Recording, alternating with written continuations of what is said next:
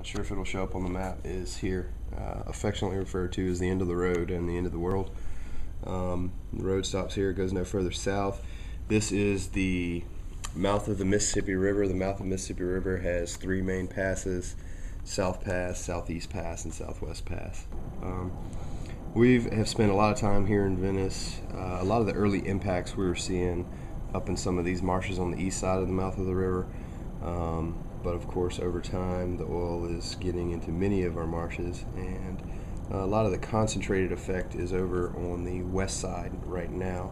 There's a significant amount of oil moving around below the coast of Mississippi, Alabama, and a large portion of it is moving towards Florida.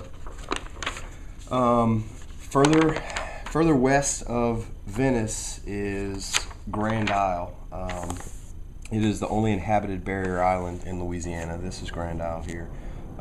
Louisiana has a series of barrier islands. As the Mississippi River built the Mississippi Delta over 6,000 years, the course of the river meandered back and forth and created these deltas as it meandered. Well, over time, as the course of the river changed, these deltas were abandoned as new deltas were formed, and as those eroded and broke down, it resulted in barrier islands. And we've got several in Louisiana, but they're in a severe state of degradation, and one of the things that we advocate for and the state is working towards and our organization is working towards is restoration of these barrier islands. We focus primarily on wetland restoration, but the barrier islands are very important. They're sort of the first line of defense when you're talking about storm surge and hurricanes and things like that. Mm-hmm. So Grand Isle, getting back to Grand Isle, it's the only inhabited barrier island. Right now we're seeing a lot of oil getting into Barataria Bay.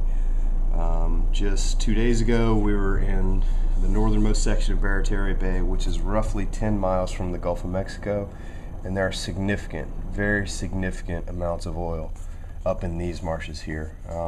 These marshes are very important. It's the estuary. It's basically the nursery for many, many species, hundreds of species that live in the Gulf of Mexico. So it's very, very alarming, and it causes great concern when we start to see the oil penetrating deep into the marsh.